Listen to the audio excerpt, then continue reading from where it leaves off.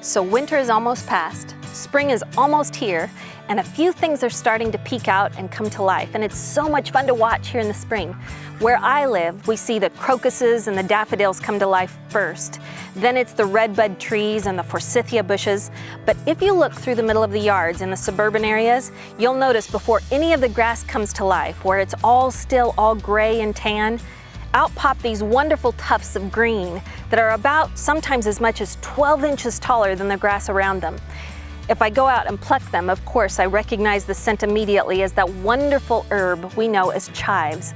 So stay with us in the next few minutes. We're going to talk about just what you can do with these and why we should be excited and out there harvesting them right now when they come to life in our yards. Stay with us.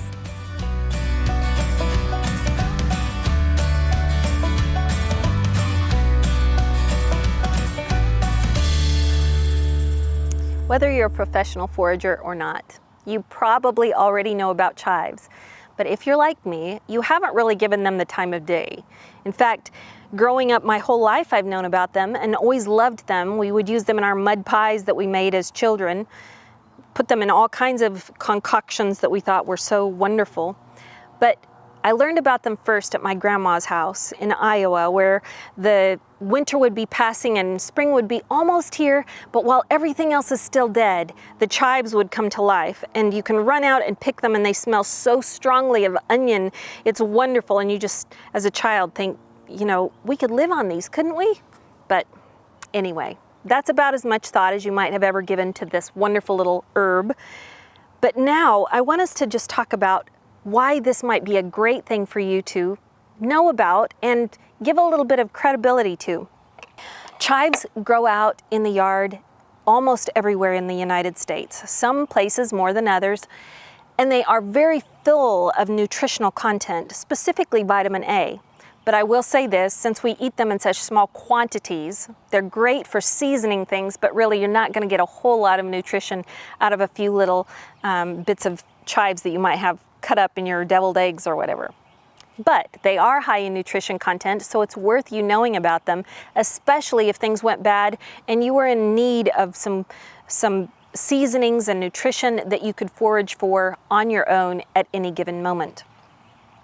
The way that you identify them is they're going to be out in the yard and they'll grow up faster than everything else. They might be as much as 12 to even 18 inches if you don't mow the yard.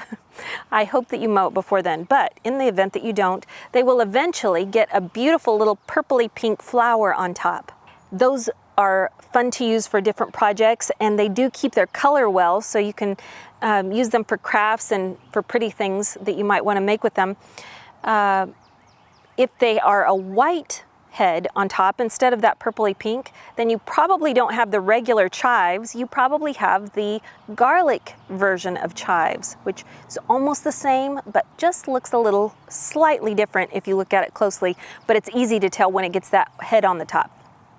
Also, the chives that you're familiar with, they smell like onions, and they are part of the same family, the allium family. I think I'm saying that right, and if you're a botanist, you can call me and let me know that I'm pronouncing that incorrectly. But they are related, but very different, and same with garlic. The chives you're going to see have a hollow core to them. This little stem is almost like a little straw where it's got a hollow center and it's round. And I can squish it with my finger and it kind of pushes it shut for a minute. But if this was onion, it would actually have a flat side to it. You would be able to tell the difference. You would feel it flat. But this is hollow and round, just so you can kind of tell the difference. The garlic are going to have a little bit of a stronger smell, and you can dig them up and use the bottom part, but really they grow so fast, and this is the part that we come to know the best and easiest. You're just gonna probably wanna take some good sharp scissors out into the yard and cut them. Also, it's interesting that you want to cut them with scissors when you've got them in the kitchen. You don't want to use a knife. You're just going to smash them up and break them down that way. But if you use scissors, you're going to be able to do the same kind of cut where you're dicing them up nicely, but using scissors and preserving them just a little bit better. You can freeze these. They freeze great. You can also dry them in the dehydrator, which is a wonderful thing. If you look at how much they cost in the store when you buy dehydrated chives, you'll be thankful that you just dehydrated your own from your own yard. There are a lot of recipes that you can use chives in, and we're going to have a couple coming up. So I want you to stay tuned for the videos we post for how to use them in deviled eggs. But in the event that there was an emergency and eggs were not readily available for you, you're going to want to watch our video on how to preserve eggs for 2 full years. Can you believe that? That's even possible. But to take raw eggs and preserve them up to 2 years, you're going to be able to have deviled eggs even in an emergency. All right? So you'll want to watch that video, but these are perfect for using in deviled eggs.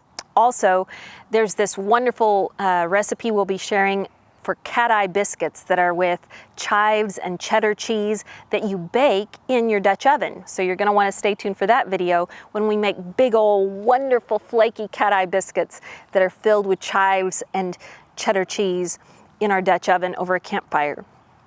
So the value of these is immensely more than we give it credit for. I want you to go check your yard right now. You may have some growing right now. It's worth you getting some, and at the very least, just cut yourself a bundle and put them in the freezer if nothing else after you wash them. I'm going to take these inside, wash them up, and probably dehydrate this batch before I go ahead and chop them up and store them away for the rest of the year. I'll use in all sorts of recipes. All right, I hope you've learned a little bit of something, or at least had your attention spurned just a smidgen so that you want to go out and get some of these out of your own yard. But take the time to share this video with somebody else who might enjoy it, and we'll see you next time. God bless you.